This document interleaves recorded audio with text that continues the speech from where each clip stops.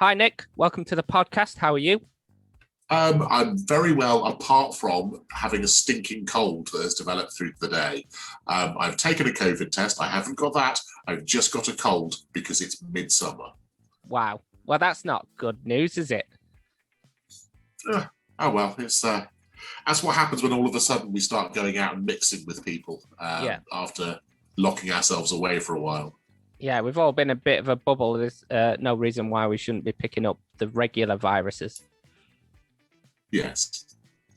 Well, I have a 10-month-old baby, so taking him to baby groups, he obviously goes and mixes snot with all the other vile babies, and comes back, and it's like a sort of cauldron of festering vileness, and that's what we've got. Wonderful. This is why I'm not having kids. Yeah, I said that for a long time. I had this first one when I was nearly 50, so ho-hum. Yeah, you make that. Yeah, you can make mistakes in your later life. It's fine. So I've got a whole bunch of questions that will hopefully take us on a little journey through your stand-up career so far. And the first question of the podcast, as always, is when did you first think, you know what, I want to be a comedian? I don't think I ever thought that. I did my first gig for a bet after a stag weekend. So it was never a sort of, it was my ambition, and I'd always loved comedy, and I, there was none of that. It was just like, yeah, you think you're quite funny. I wonder if you could do it in a comedy club. And then that spiraled, and then the next thing I was booking a gig. How did that go? Where was that? That was at what's now Smoke and Mirrors in Bristol, and was at the time the Bunch of Grapes in Bristol, which did a Sunday night open mic. And my first one, there was Will Hodgson, who then won Perrier Best Newcomer, Russell Howard, Mark Olver, a guy called Simon Dunn, who was one of the co-writers of Smack the Pony, a couple of lunatics, and me. So you had no idea you were going to do comedy at all. You just who bet you to do comedy? Why did you get up? What did you win? Oh, well, I still don't know that I've won, and it's nearly 20 years. The terms were very, very loose, and then they seem to be changing. It was Benny Bong who was I think the instigator. He was a very odd man who looks like Monty Burns out of The Simpsons, and has done since we were all 18. I think I either had to do a comedy gig or pass myself off as Belgian for a week. So how did it go, that first gig? It went well enough that I got booked to do other stuff. So that was my first gig. And then my second, third, and fourth were the following Thursday, Friday, and Saturday, doing a middle 15 at Jester's Comedy Club. That was a proper pro comedy night. That's 2, 3, 4. 5 was the Sunday after that, where I'm supposed to be doing a 10 and ended up emceeing it. And then the next one after that was the following Wednesday, where I was paid to do half an hour at a private party. So yes, it escalated. Yeah, very quickly. That's quite a leap into comedy. Most people are like doing open mics for years before they even start doing 15s. It was a very, very different time, I think, because there seemed to be an awful lot of comedy venues and only about 12 comics. Right, okay. So as soon as you were on the scene, you got offered everything. Yeah, and also as well, it was almost it was before the widespread use of the internet. So I was literally, people would give me a number for a promoter, and I'd phone them and go, well, this act gave me your number and said I should call you. And because of the say-so of that one person that had given a phone number, you'd get a booking. And there were few enough comics and enough opportunities that if that went well, then the next phone call you had would be them saying, right, here are 4 more gigs for you at different venues. And it was a much easier time. So it's all word of mouth. Like nowadays, you have to send a little video off. It's all emails and things like that. I think I'd probably been doing comedy 10 years before I even had a video that I could send to people. So you've been doing it 20 altogether? 20 years altogether, and I quit my job after 3 months. And I kind of got lucky because I got a daytime TV thing as well by chance that was related to my old job. And so, managed to do that, the comedy. And apart from going back into a real job for a year because I had a divorce to pay for in a court case, I've managed to do it for 20 years now. Did you watch a lot of comedy before you started? Were you a fan of comedy? No, it was either Friday Night or Saturday Night Live with Ben Elton. That was like the intro to a lot of the Harry Enfield comedy characters. And I remember watching that when I was at school in the mid-80s. There would be Live from Jongleurs, which would be on like early 90s. And I remember watching that sometimes like when I was at university. And actually live, I'd seen Alexi Sale and Emo Phillips. That was it. So, what about? Yeah, I hadn't seen much of it at all, and I'd certainly not seen any club comedy. What about support from your friends and your family when you did this bet and then decided that you were in comedy? Did you tell all your friends and family that this is what you were doing now? I think because I got the TV contract fairly quickly, that covered the credibility gap, if that makes sense. Yeah. So I was like, okay, I'm not going to have a proper job. I'm going to do this, and bada bing, here I am on BBC every day at 3:00. And so that they kind of regarded that as my job, and then the comedy as a hobby. I would say they were probably less than supportive at the time. Yeah. But yeah, we don't have a good relationship, so it's neither other. My friends liked it because they got to come to comedy gigs. Yeah, that's always nice. Your free tickets and stuff. Yeah. Oh God, yeah. So you've leapt into comedy. And friends of mine that were dotted. Sorry. Carry on. I said friends of mine that were like dotted around the country that I hadn't seen for ages. I could just sort of get in touch with and go, I'm in your town on Friday. Come along and drink my free drinks off the rider because I've got to drive back. You're a really good friend to have then.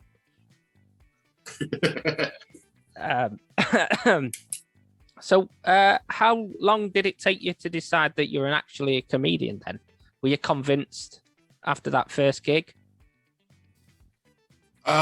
Weirdly, even while I was presenting daytime telly, I would tell myself I'm actually a comedian and this is what I'm doing to pay the bills while I'm waiting to get the gigs I want.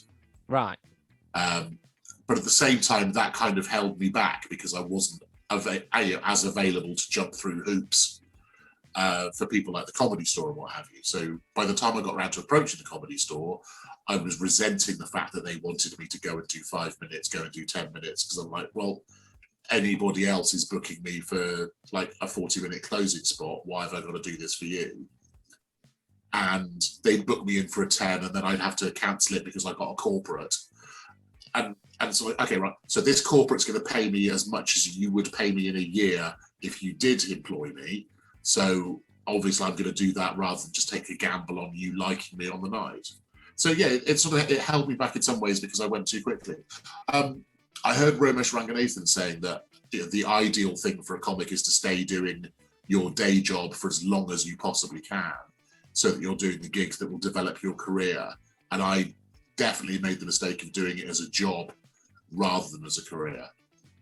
Right, straight away as well. Yeah. So then I had like the financial necessity of having to do weekend clubs full of stag and hen parties and becoming good at that rather than regarding it as an art that I wanted to improve. I needed to be good enough and resilient enough and versatile enough to make a living. So you've been doing it about 20 years. Have you got any sort of idea of how many gigs you've done? Over 5,000. So that's a lot of stage time. Yeah, it's a hell of a lot of stage time. I just can't imagine it. Yeah. So out of all of those ones, have you got a gig that stands out as your best gig? There's a couple. I think the first big show that I did at Camp Bastion, where we had 4,500 guys in the desert, and I ended up crowd surfing. That was fairly memorable. Yeah. Yeah, I know there are just always there are some nights where you just sort of hit the right stride. I remember just after I met Alice, who is now my wife, when like one of the first times she came away with me to some overseas gigs. I did some gigs in Switzerland, and there was one we did in a theatre in Geneva by the lake. And it was a very, it was an educated expat audience. I would say probably 50% British, and then Americans, Australians, New Zealanders, Canadians, pretty much all first language English speakers, as well as obviously a lot of Swiss in the audience as well. And it just everything landed and everything was perfect and the timing was perfect. And then stepping out from the theatre and the sun coming down over Lake Geneva, and the streets full of beautiful people, that at the time felt like a perfect moment, and it's been hard to beat that. How do you celebrate? But then for every one of those, there's for every gig like that, then you've got a weekend at Leicester Jongleurs where you've just been telling stag parties to fuck off. So when you've had a good gig, how do you tend to celebrate? Have you got a routine? Or has it become such a job now that it's just coming home from work? It is just coming home from work. It's like I want all the gigs to be good gigs. I want always to feel like the stuff worked. I made people laugh. I've done my job. Excuse me a second while I blow my nose. Yeah.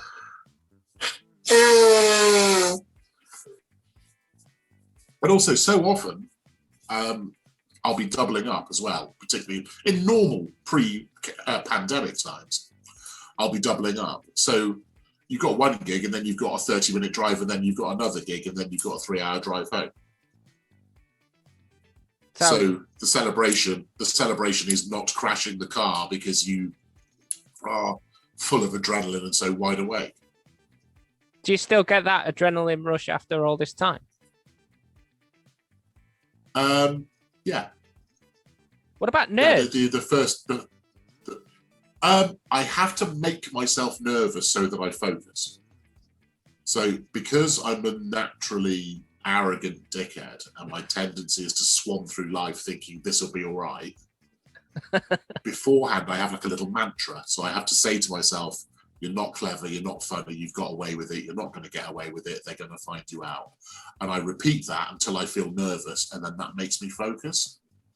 It's a good way to do it, but it's pretty much the opposite of everyone that I've ever spoken to. It's like they're trying to do the other. People, yeah, absolutely. Yeah, no, normally people have to build themselves up to it, and I have to.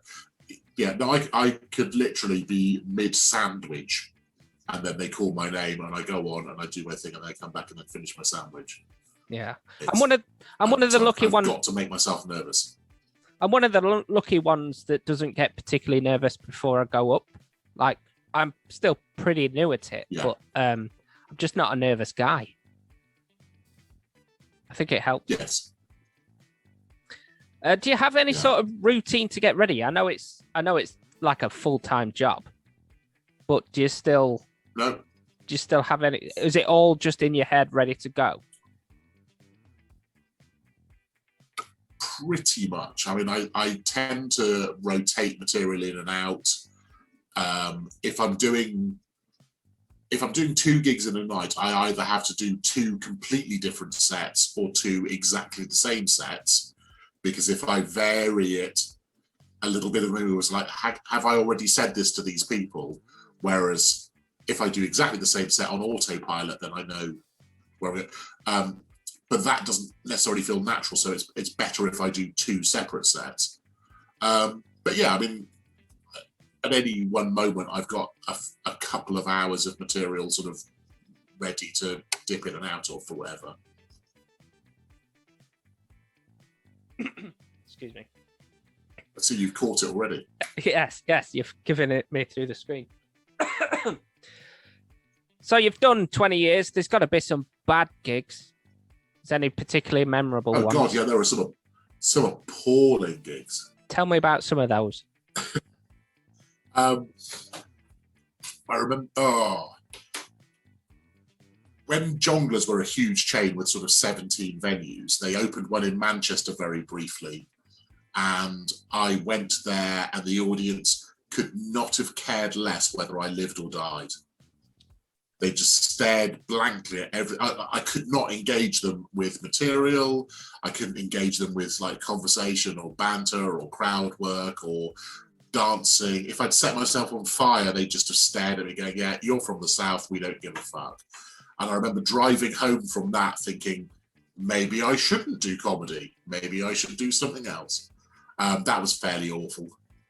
And then, of course, everyone has the sort of the Christmas gig things. I did one for an engineering firm that day had discovered they were being bought out by the French firm they were working with, and 2/3 of them were going to be made redundant. And the new French management team had still come to the Christmas party. Oh, dear. So I refereed 400 engineers shouting abuse at a table full of Frenchmen. So yeah, there are some horrid ones. Any more? Oh, I did one in Kandahar where we had a rocket attack. That was fairly memorable, but not necessarily a bad gig for those reasons. I do a lot of military gigs, and most of those go really well. But I did one which was I was put on after a joke competition, and all the jokes in the joke competition were the most racist thing you've ever heard. Oh dear! Because it was a naval unit that had just come back from anti-piracy patrol in Somalia. Yeah, it was just. There was nothing I could do to follow that because they were just all full of cider and racism. Oh, I did one with Jeff Norcott where we were on after the Wurzels, and while we were doing the gig, military police came in and started arresting people because somebody had stabbed a bouncy castle with a bayonet. And when I went to leave, there was a couple having sex on my car. Oh, a lot of memories. Yeah, so it's the rich tapestry of the comedy circuit. Yeah. So you've been doing it a long while. I'm interested to see what you think about. I'm going to ask that again. So you've been doing it a long while. What's changed in 20 years? What's been the biggest change? I think the necessity to use social media has been a big change. The fact that the chains like Jongleurs got really, really big and then disappeared. So the opportunities for people to be what I am, which is a jobbing comic, are a lot fewer. So when I started, there were people that were, basically like me, making a decent living from doing comedy clubs every weekend, a few corporates, the odd overseas thing, and you could make a decent living. You could get a mortgage with a letter from Jongleurs saying this is what they were going to employ you to do for the next 2 years. Right. And that's all gone. Now there are far more people trying to be comics and far fewer opportunities for them to make a living if they're not famous. Okay. So you've always had the strata of there being like the sort of household name comics, and then the slightly less flip. So there's maybe 10 household name comics. There's maybe 20 that are doing regular stuff on TV that will sell out tour venues. There's maybe another 20 or 30 below that real comedy fans that would go up to Edinburgh to watch shows would be aware of, and then there would be maybe 100 like me. And then below that, several hundred trying to get that job. And that's now become sort of 10, 10, 10, maybe half as many that are like me, and 10 times as many trying to get those jobs. Okay. So I do want to talk to you about advice. Hopefully you've got a lot to say about this. What sort of advice would you give to a brand new comedian wanting to give this a go? get a different hobby. Is that it? There are so many people trying to do comedy that are really mediocre. So my job before I did comedy was that I ran car dealerships for a long time. Okay. And you get two types of people that would apply to be car salesmen. You would get people that loved cars and read about cars and watched programs about cars and went to motor shows and could tell you anything about all kinds of cars and motorsport. And then you'd have people that needed money. The people that habitually lived outside their means, had a gambling problem, had a coke problem.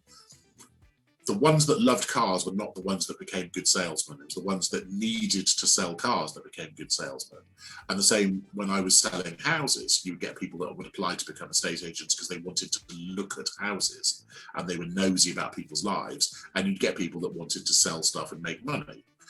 And with comedy, you've got a load of people that want to do it because they love it, and then a very few that want to do it because they need to do it, because they need to perform, they need to shout their ideas to strangers and get the adulation of people they don't know. They need strangers to acknowledge that they're clever and funny. And there's a difference between the ones that love it and the ones that need it. And I say, unless you need it, don't do it. Right. I think I'm in that camp, to be honest. I really do want to be up there. I've been dreaming of doing it for God knows how many years, 15 plus years. And I started properly in 2020, which was the worst time to ever start a career in comedy. Because but at least there'll be less competition. Yeah, there is that. I mean, I did utilize my time very well.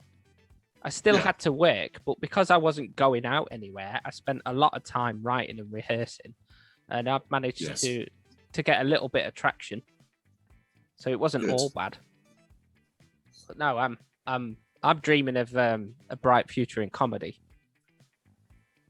What sort of future? I think the big test is if you see a microphone on a stage and you feel sick and jealous if other people get to do stuff on it and you don't, then you should be a comic. Yeah, I'm that guy. That fills me with I've got a warm feeling now, Nick. Thank you. So what about you? Like if you're at a wedding and a little bit of you is like, why the fuck am I not doing a speech? Yeah. Someone could pay me to do this. I'd do it. I don't even know these people. Yeah. So what about the future? I mean, you've been at it for a while. I imagine that years ago in fact, did you imagine where you'd be now? 10 plus years ago. No. I've got no profile. I haven't got my own audience. I am the best comic that people have never heard of. And I kind of like that anonymity. I like the fact that if there's a load of bookers that if they're opening a new venue, I'm one of the people they get to go and play the first night, because whatever happens, they know that I'm going to deliver. I'm going to make the audience laugh, make them have a good time, make them want to buy tickets and come back. And that's a nice place to be in. But at the same time, I'm totally anonymous with it. I have no desire to be famous or stopped in the street. I'd like more money, but I don't want all the crap that goes with it. So no fame.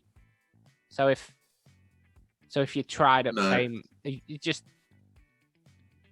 won't give that. So I did Britain's Got Talent, despite the fact that I've got no sob story or backstory, and it was made very clear to me that I would go as far as like the live shows, and that would be as far as I went, because I don't have the backstory, and I'm not from a part of the country where people phone in for shows like that. I'm from a part of the country where I had to explain to people what ITV was. Okay. So they were fairly clear from about sort of January who they thought was going to win, and then they were making preparations for that. But what I thought was it'll give me some show reel, which it gives corporate bookers a reason to book me rather than someone else. Okay, and so like a that mark on your that CV. it's worked out as I wanted it to. Yeah. So, if you don't mind, tell me more about that Britain's Got Talent experience. What was that stage like in front of what's his face and all those other? It was guys? good. I said they've been trying to get me to do it for about 5 years, and then I agreed to do it because Deliso did it and did very well out of it. And so yeah, I thought I would. And yeah, I mean it's a stage in Blackpool that I've been on before, but it's weird because you're hanging around for like 12 hours, where they constantly put you with like another of the act that's auditioning, and then you have like some awkward conversation they film so that they can maybe try and cut it together later depending on what happens. Weirdly, my wife was in had more screen time than I did because they kept putting her in the background of shots. Yeah. So she was on screen for in that episode about twice as long as I was, but always in the background of something was doing. So my big advice for anyone doing Britain's Got Talent is take a book and take snacks because you're going to be there ages. All day. So I imagine it's nothing, like 12 hours. I imagine it's nothing like it appears on telly. Like the edits and all that kind of stuff. So they show a great big queue of people. The implication is that those are people queuing up to audition, where in fact that big queue of people is the people that are there to watch the audition. Oh, right, okay. Because I mean, I was there with pretty much all the acts I spoke to had been approached because they were doing stuff in either doing cabaret stuff on holiday camps. There were half a dozen acts there from overseas that had been flown in for it because they're making a TV show. So there was a band from the Ukraine. I think they were from Taiwan, the Quick Change artists. There was a magician from Spain. I bumped into a magician that I hadn't seen for years and years and years since he used to run a gig on the comedy circuit, which was lovely because it meant that we then reconnected, and that was nice. But yes, they're making a TV show. They've got a structure. They know what works, and they've got a vast budget. So there's a dozen camera crews there filming interviews and conversations and little bits of backstage stuff to cut together. The point where you actually perform, you're wheeled out. Ant and Deck are there. They say hi. They push you onto the stage. You do your bit in front of the judges. You come back. If it's gone well, Ant and Deck talk to you for another 30 seconds so they can cut that in and make it appear that they've been chatting to you loads before. If it's gone badly, they chuck you out through the fire door. So mine went well, so we had to film a load of stuff and pretend that had already happened. And then the long drive home. So you didn't apply; you were approached. Yes. See, that happens. I mean, loads of people I know have had emails. Sort of, as soon as you've got anything online, you'll get an email from them saying, "Are you interested in applying?" I watched your performance on there. One of them, and Simon Cowell buzzed you mid set. That's a weird heckle. That was a very, very weird heckle. But that was the final thing where I'd been sat down with their writer to go through. Basically, they went through material, said what I wasn't allowed to do, because they're doing stuff for a tea time audience. Yeah. And it was all very, very black. So yeah, I knew that I wasn't going beyond that point anyway. So that was what was always going to happen at that point. Okay. So yeah, a full understanding of where that was going. Did it feel weird editing yourself to do Britain's Got Talent? I mean, if I was ever approached, I'd have to say no because none of my stuff can go on telly. Yeah. But yeah, I mean, a lot of people thought that as well. But your initial audition set's only going to be about 4 or 5 minutes on stage, and if you can't produce 4 minutes of clean material, then you should do something else. I should work on that then. I've not got much clean material. I can clean it up. I think I've got about 5 minutes of clean, but there's still slight innuendos in the cleaner stuff. So whether or not that's Britain's Got Yeah, Talent. well, the part I snuck in an innuendo which they were not happy with. So, ho. So again, you've been doing it a long while. What's the biggest surprise that you've had in comedy? I won English Comedian of the Year. That was quite a surprise because, yeah, I came second one year and I was really annoyed because I should have won. Yeah. So I did it again because I was annoyed. And then again at the final, I thought, well, they're clearly not going to give it to me because I've been arsy about the fact that I should have won last year. And I was on my way out of the venue when they sort of grabbed me and called me back in and said, you need to be here when we announce the winners. Right. That's so 2018. That was a surprise. 2017. But then they didn't hold it in 2018 because the organizer was getting divorced. So I've claimed 2018 as well. Okay. And they haven't done it since. So I'm still the reigning English Comedian of the Year. Woohoo! Yeah, that's a nice moniker to have. And that was cool. They flew me out to Australia to do the festivals there, which was good. It's nice that you've travelled around as well. Have you been all over the world? I've been to over 100 countries doing comedy. And that's like a combination of military stuff, expat gigs, cruise gigs. So yeah, I'm very, very lucky. I've been to over half the countries in the world. And pre-pandemic, I was due to do another 20 countries in 2020 that I hadn't been to before. But yeah, thanks, bat eaters. Yeah, thanks. What's the best country you've been received in? I'd say Afghanistan, but then it was pretty much a British audience of squaddies in a desert. I tend to do well. I've done very well in the Middle East with, again, expat audiences at that kind of venue tend to be quite comedy literate and quite intelligent, and also just determined to have a good time. Cool. I think some more questions to ask you, Nick. Bear with me.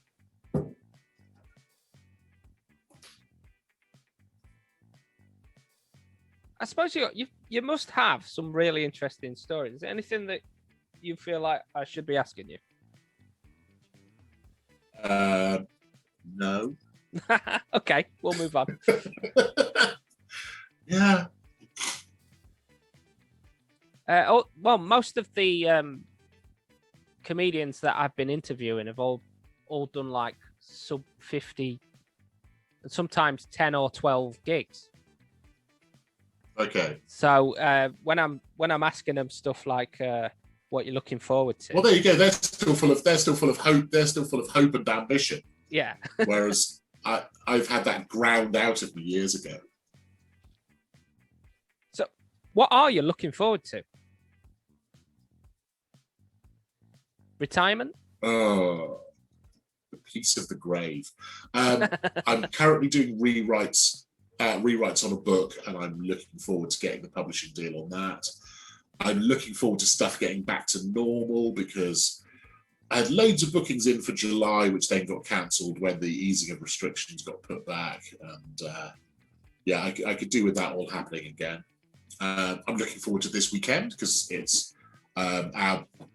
was my wife's birthday, and we always have a big party in the summer, and that's this weekend. Although I must stress that we're having no more than 30 guests, and they'll be outside. Yeah. And I've divided my garden into 3, so there'll be no more than 30 people in any one garden. That's a everyone has they've got a zone, and if the police turn up, they go to their zone. That's a good way of doing it. You need a big garden, though. Yeah, I've got a big garden. We're all right. You're all right.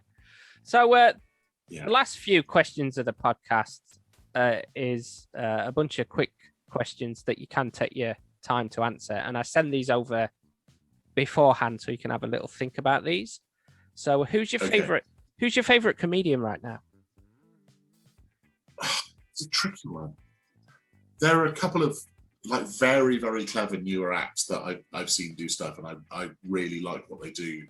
And I don't want to insult the other people that are going to be on the same lineups as them by singling them out. I really like Chris Keogh as a comic, who's got just a lovely air about him when he's on stage. He's a barrister. He does a podcast about the law, and yeah, he's very funny on stage. There are some sort of unsung heroes. There's a guy called James Ryan who runs a couple of gigs in Hereford, and he's one of the most naturally funny MCs that I've ever seen, and audiences just love him. Laura Lex is probably one of my favourite comics, but she's also one of my favourite people, so I'm slightly biased there. And yeah, I just like stuff that makes me laugh. And it's difficult for comics to laugh, because more often than laughing, you're watching a routine going, oh, this is clever. Oh, I wish I'd thought of that. Yeah. Oh, I see where that's going, and that's beautiful. Or I could do this better because I would do this, this, and this, and change it. So yeah, I hope that answers your question. Yeah. What about your favourite joke right now? This doesn't have to be one of yours. Doesn't have to be famous. It can be a skit or a sketch. Well, again, Chris Keogh's triathlon joke is a perfect joke. And I've seen people try and do it online and get it wrong. And it's just, a crocodile could run at 30 kilometers an hour and swim at 30 kilometers an hour. So if you're a gatesman in a triathlon, you've really got to make up time on the bike. Yeah. That's one of the most perfect jokes. And also, one of James Ryan's, where he just said, look, it's very important to establish your identity. My identity is, my pronouns are he, him, and player. And I love that. It's stupid. I like stupid, clever stuff. Okay, so have you got a dream venue to perform at? I suppose you've performed at them all. Is there a particular? Well, no, I haven't, because of stubbornness and cancellation. I don't do the store, and I should. So that's it. Because of burning bridges with Off the Curb and calling one of the people who runs it a lying cunt, I don't do the Glee Club. So, you know, I've burnt some bridges, and I wish I could repair those. So that's pretty much it. Have you got a favourite one that you do perform at, or have performed at? Oh. No, there are somewhere, like, whenever I'm there. So whenever I go back to Smoke and Mirrors, that was the Bunch of Grapes. Whenever I go back there, because they do a Monday new material thing. So if I'm back there to try out stuff, that always feels lovely going back there. Yeah. And like, it always feels special. It always feels exciting, even though it's, you know, the back room of a magic club that only fits about 40 people in it. It just always feels nice being there, like standing in that little corridor by the toilets, waiting to go through the curtain onto the stage that's the size of a pallet. I love that. Yeah. Okay, so imagine that we've sorted out some intro music for you. So you're walking onto stage. Yeah. What intro music would you choose? One Thing by Amory. Okay. Just I love that sha-na-na-na-na ah. It's just like, in my head, that's my, if I'm walking along, I play that in my head, and then I feel great. And the last, so it's not just the soundtrack to walking on stage, it's the soundtrack to me going through life. Okay. The last question is, and I'm strict with this with everyone, so describe your act or your style in just 2 words. Mostly true. Mostly true. Right. And to finish, what are you up to next? What have you got round the corner? I've got a very full August of gigs. July is filling back up again now that people are confident of the stuff going. And my next overseas gig is not until March of next year at the moment. And then I'm going round South America and then to Antarctica. Antarctica, yep. On a ridiculously posh cruise ship full of very, very rich Americans. Wow. Like, they're rich enough that they're rich enough that they're out the other side of republicanism. They've become Democrats because they're too rich. Is that what you're most excited about? So yeah, I'm very excited to do that. Yeah, I know that it's wrong to go to Antarctica, and I know that cruise ships are massive polluting things, but planet's fucked anyway, so I might as well go and see some penguins. A little bit jealous, I'm not going to lie. Where can we find you online, Nick? I do very, very little online, and I'm trying to do less and less online, much to the chagrin of anyone that tries to represent me. So yeah, I've no interest in doing TikTok. My Twitter is limited to bitching about the fact that I can't easily travel around Europe and gig there anymore. Facebook is me mostly buying stuff and selling stuff on Marketplace, which is no good for comedy whatsoever. No, but it does mean I got a ride on mower for free by buying and selling crap. So yeah, we've heard about those. I would implore. Is that the one with the lights? It's not the one with the lights. It's a little 4-wheel drive Toro. It's a beautiful thing. Beautiful. I would implore people to just stick Nick Page in YouTube. He's got some wonderful videos on there, some really good sets online. Not to spoil too much because he's got hours and hours of material. So go see him. That is the end of the podcast. Thanks for coming on. It just leaves me to say thanks. It's been an absolute pleasure. Daniel, thank you very much for having me. Take care. Thank you. Ladies and gentlemen, Mr. Nick Page.